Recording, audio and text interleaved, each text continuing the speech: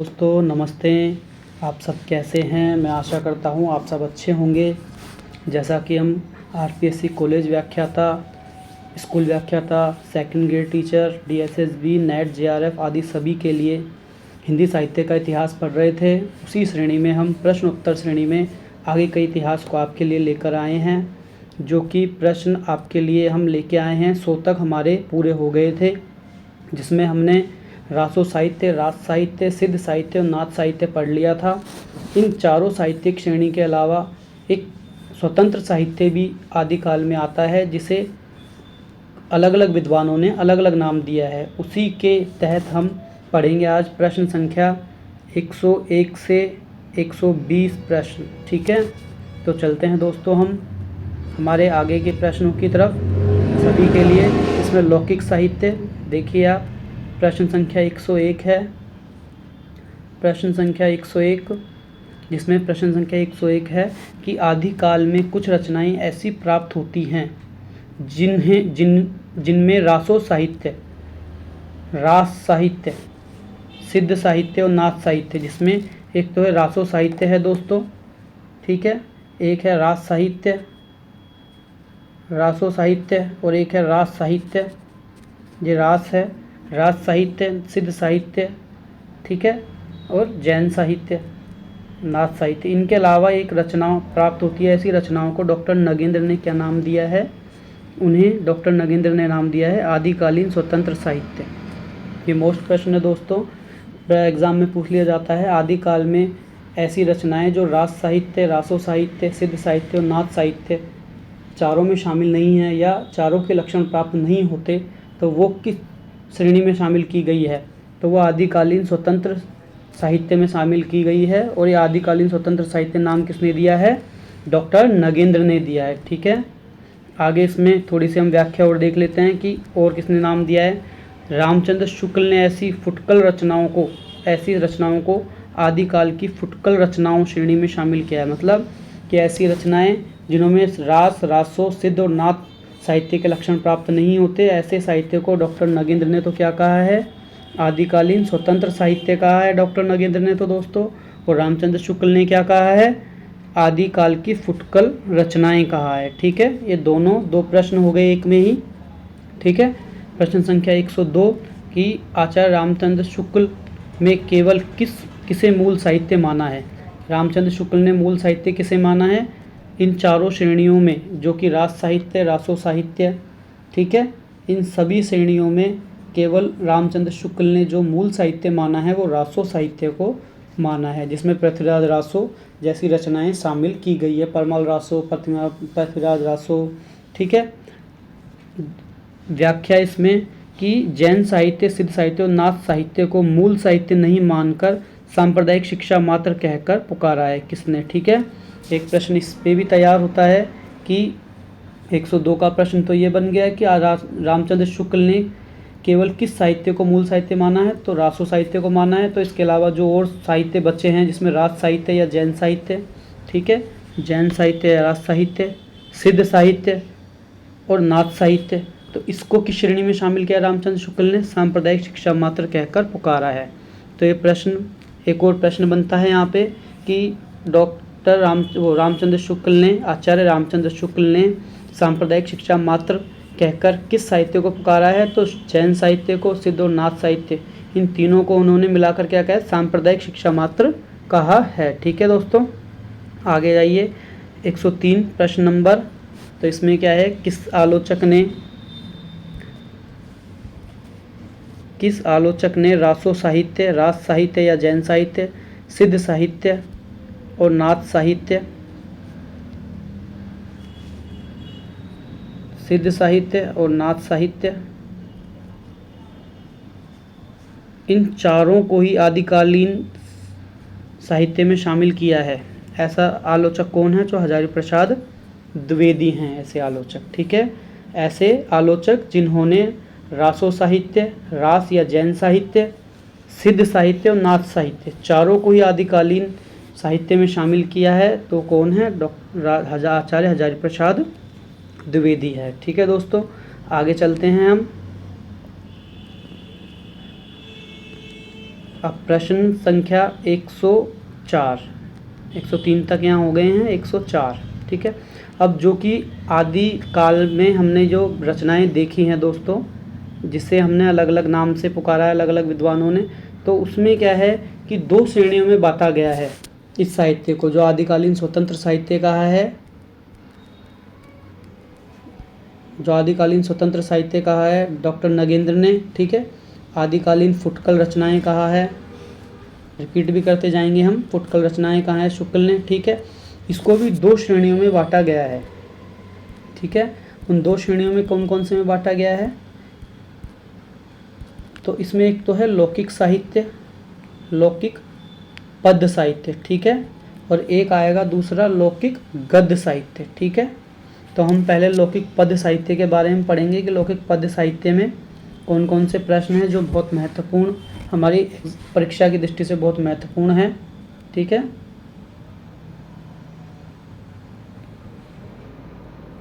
तो देखिए आदिकालीन लौकिक साहित्य, लौकिक साहित्य में पहला 104 नंबर का प्रश्न है कि ढोला मारूरा दुहा के लेखक कौन हैं। ये बहुत महत्वपूर्ण रचना है राजस्थान की। इसका कल्लोल कवि और कुशल लाभ दोनों को इसका लेखक माना जाता है।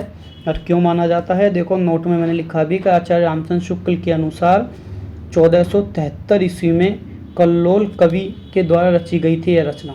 बाद में जैन कवि कुशल लाभ के द्वारा भी 1561 ईस्वी में, ठीक है, कुछ पद इस रचना में जोड़ दिए गए, इसलिए कुशल लाभ को भी इसका रचनाकार माना जाता है, ठीक है। क्या 1473 में तो इसकी रचना किसने की, कल्लोल कवि ने की।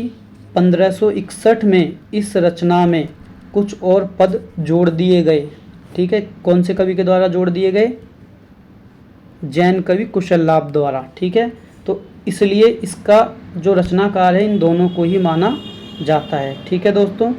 अब देखो कि ढोला मारूरा दुहा जो रचना है उसकी भाषा शैली क्या है, भाषा शैली मतलब उसकी भाषा कैसी है, तो उसकी भाषा कैसी है, डिंगल है, ठीक है दोस्तों। आगे मैं आपको इसमें थोड़ा सा और बताऊंगा कि हमने जो आदिकाल में भाषाएं जो पढ़ी है चीज़ें हमने, उसमें हम बार बार नाम सुना होगा, एक तो डिंगल शैली, एक सुना है पिंगल शैली, ठीक है।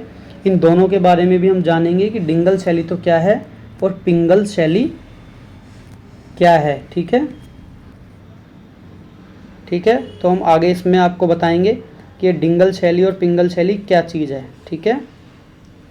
देखो प्रश्न संख्या आ जाती है अब 106 कि आदिकाल में मुख्यतः किन शैलियों का प्रयोग हुआ है, जो कि मैंने आपको अभी बताया था कि डिंगल शैली और पिंगल शैली 2 शैलियों का प्रयोग हुआ है, ठीक है दोस्तों। डिंगल शैली एक और दूसरी है पिंगल शैली। अब है क्या चीज़, इसको हम व्याख्या में समझने का प्रयास करेंगे। जो भी प्रश्न मुझे लगेगा कि इसमें और थोड़ा विस्तार की या व्याख्या की ज़रूरत है, तो उस प्रश्न के बाद हम उत्तर के बाद थोड़ी व्याख्या भी हम करेंगे, ठीक है। जैसे डिंगल शैली है, तो डिंगल शैली किसे कहते हैं कि जब अपभ्रंश भाषा के साथ राजस्थानी भाषा के शब्दों का प्रयोग किया जाता है तो वह डिंगल शैली कहलाती है। और इसकी विशेषता क्या होती है दोस्तों कि कठोर और कर्कश शब्दावली का अधिक प्रयोग किया जाता है इसमें, ठीक है। कठोर ये कर नहीं है, पूरा इसका कर्कश है, ठीक है दोस्तों, प्रिंटिंग मिस्टेक है ये, इसको आप कर्कश ही पढ़ें, ठीक है।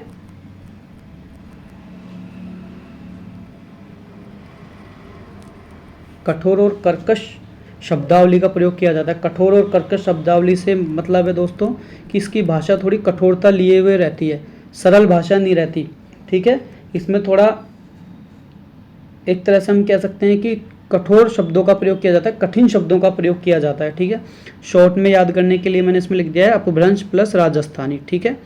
जब अपभ्रंश प्लस राजस्थानी होगा तो डिंगल शैली हो जाएगी, और जब अपभ्रंश प्लस ब्रज होगा तो पिंगल शैली हो जाएगी। शॉर्टकट में हम इसको ऐसे याद कर सकते हैं। देखो हम आगे पढ़ेंगे इसको।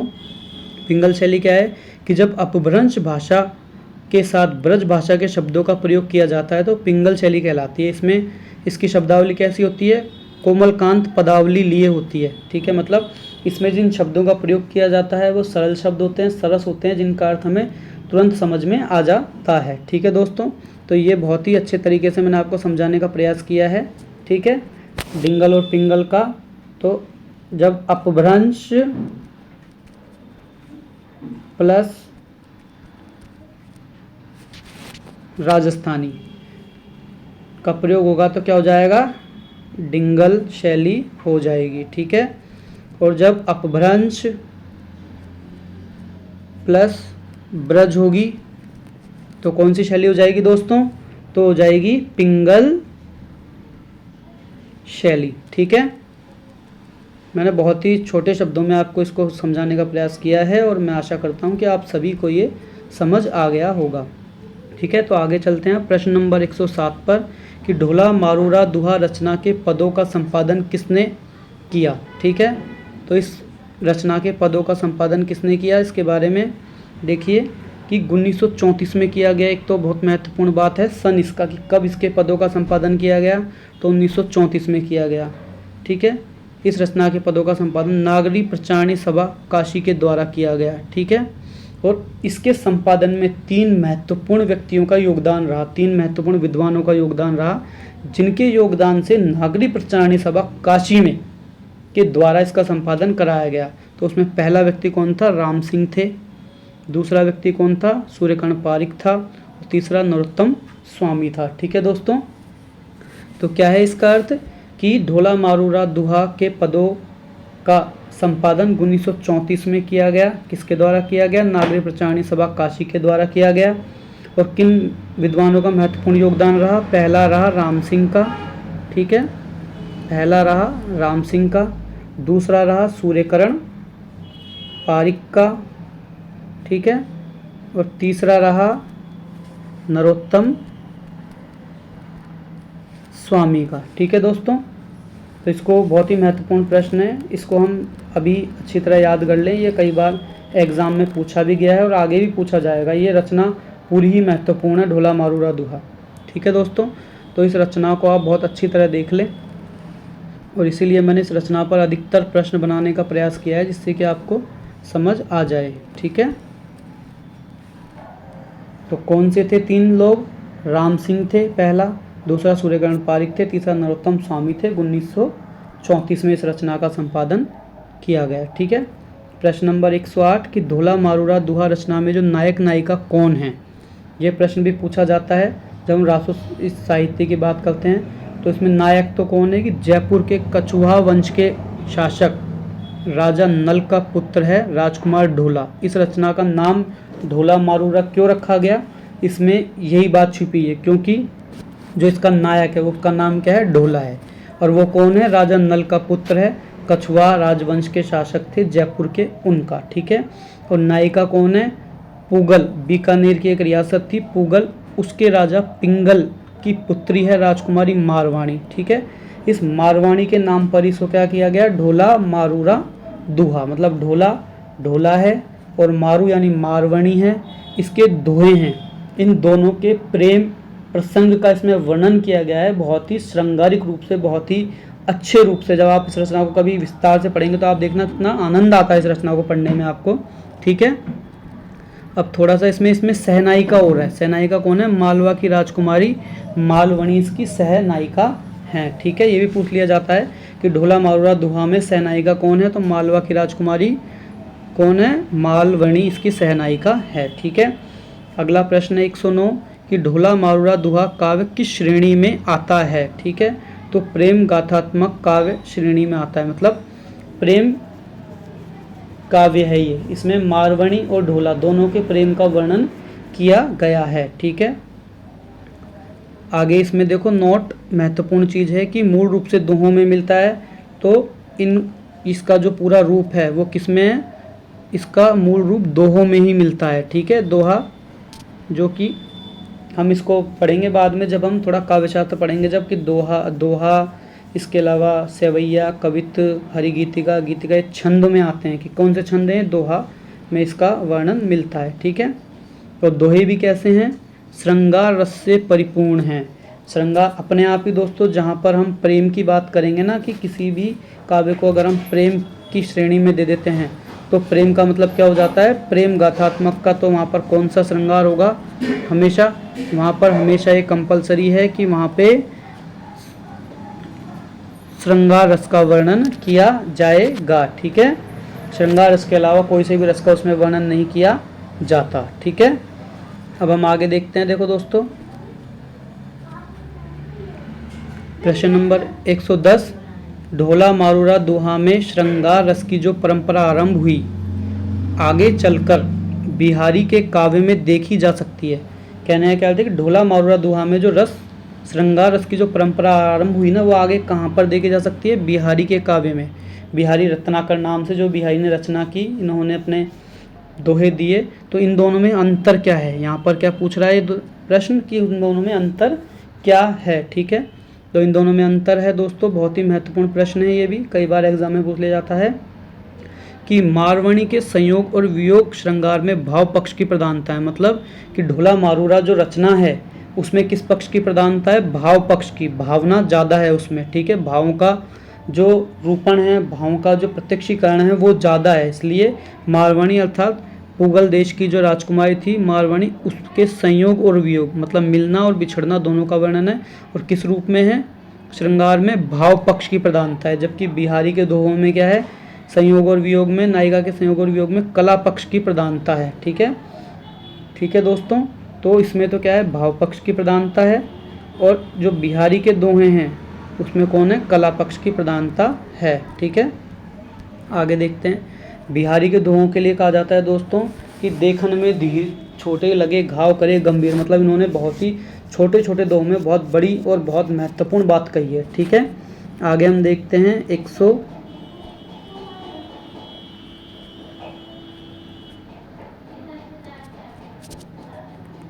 111 प्रश्न। 111 में क्या है कि ढोला मारूरा दोहा राजस्थान के किस क्षेत्र में अत्यधिक लोकप्रिय है? यह भी पूछ लिया जाता है ऑप्शन में भी कि निम्न में ढोला मारूरा दोहा निम्न में से किस क्षेत्र में अत्यंत लोकप्रिय है? बीकानेर, बाड़मेर, जैसलमेर, कुछ भी। तो उत्तर क्या होगा इसका? बीकानेर होगा। ठीक है, 112 प्रश्न संख्या 112, विद्यापति का रचनाकाल 1350 से 1460 ईस्वी माना गया है। तो इनकी रचनाओं के नाम पूछे हैं यहाँ। पहली रचना है पदावली, जो कब रची गई? 1380 ईस्वी में। दूसरी है कीर्तिलता, ये तो 1403 ईस्वी में। ठीक है, तीसरी है कीर्ति पताका, ये भी 1403 ईस्वी में। तीनों ही रचनाएं महत्वपूर्ण हैं दोस्तों बहुत। ठीक है, तीनों ही रचनाएं बहुत महत्वपूर्ण हैं। तो पहली रचना तो है पदावली, जो कि 1380 में रची गई। दूसरी रचना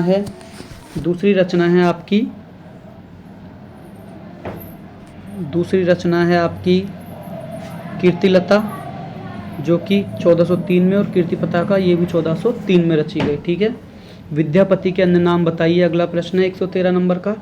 ये भी प्रश्न बड़ा महत्वपूर्ण है दोस्तों, बहुत इंपॉर्टेंट है, और कई बार ये प्रश्न कई एग्जामों में पूछा जा चुका है कि अभिनव जयदेव किसे कहते हैं, मैथिल कोकिल किसे कहते हैं, नवशेखर किसे कहते हैं। तीनों ही नाम किसके हैं? विद्यापति के हैं। ठीक है, यह आपको बहुत महत्वपूर्ण प्रश्न है कि अभिनव जयदेव किसे कहते हैं? विद्यापति को कहते हैं। मैथिल कोकिल किसे कहते हैं? विद्यापति को कहते हैं। नवशेखर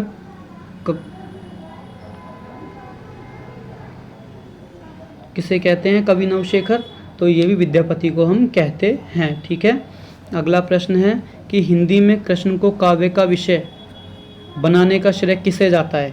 पहले हिंदी में जो काव्य का विषय कृष्ण को बनाया, इसका श्रेय सबसे पहले विद्यापति को ही जाता है। ठीक है, विद्यापति ने ही अपनी रचनाओं में कृष्ण को अपने काव्य का विषय बनाया था। ठीक है, अगला प्रश्न है कि नचारी किसे कहते हैं? ये भी बहुत महत्वपूर्ण प्रश्न है दोस्तों, बहुत इम्पोर्टेंट प्रश्न है ये, वेरी वेरी इम्पोर्टेंट प्रश्न है दोनों ही, जो मैंने आपको बताया था कि ये अभिनव जयदेव,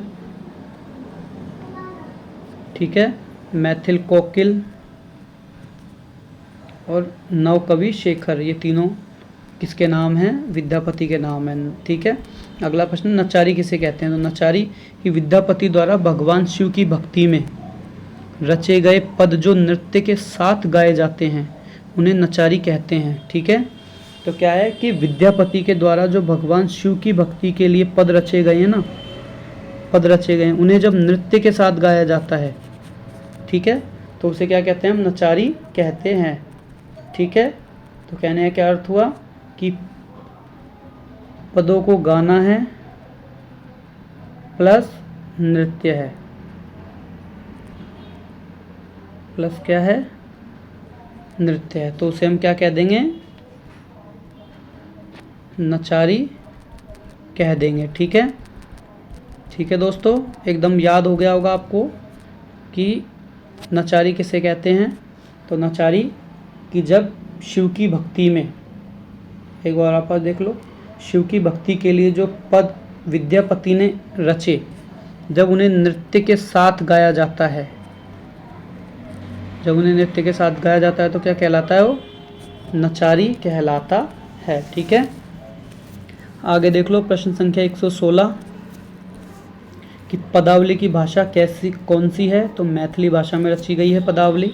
ठीक है दोस्तों, कौन सी भाषा में रची गई है पदावली, मैथिली भाषा में रची गई है। ठीक है, दूसरा है कीर्तिलता और कीर्ति पताका की भाषा कौन सी है।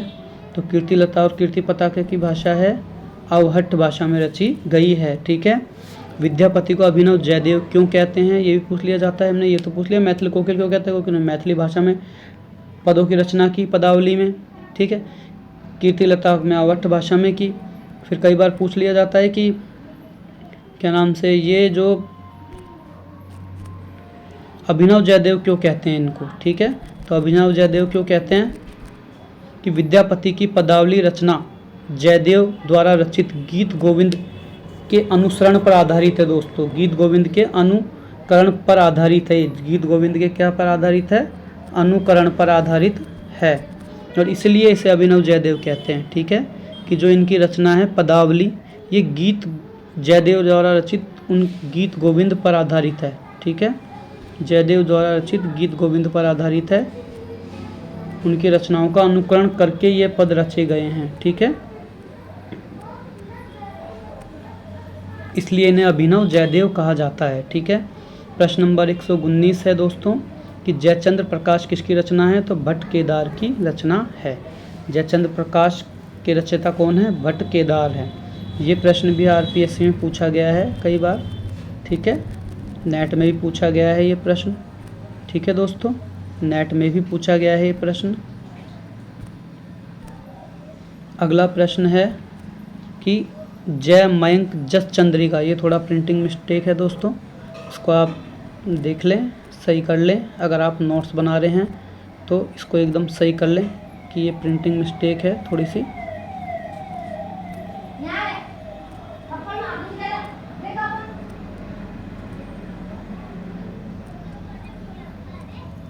जय मयंक जस चंद्रिका है ये। ठीक है दोस्तों, जय मयंक, ये है जो जय से पूरा आएगा, टे नहीं आएगा इसमें। ठीक है, जस।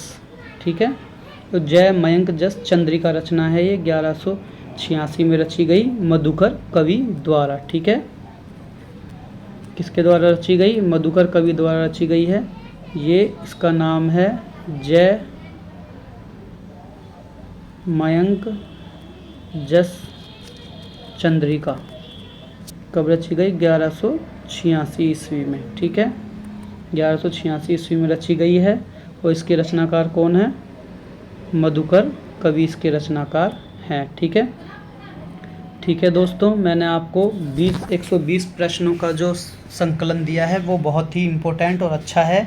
मैं आशा करता हूँ कि आपको मेरा वीडियो पसंद आया होगा। और प्लीज़ दोस्तों, अगर आपको मेरा वीडियो अच्छा लगा है तो प्लीज़ मेरे चैनल को सब्सक्राइब करें, लाइक करें, कमेंट करें, जिससे कि मैं आपके लिए इसी प्रकार के अच्छे वीडियो लेकर आता रहूं और हम पूरे हिंदी साहित्य को प्रश्न उत्तर की फॉर्मेट में तैयार करके पढ़ सकें, याद कर सकें, जिससे कि आपको किसी प्रकार की कोई दिक्कत या परेशानी ना आए। ठीक है दोस्तों, दिक्कत या परेशानी ना आए।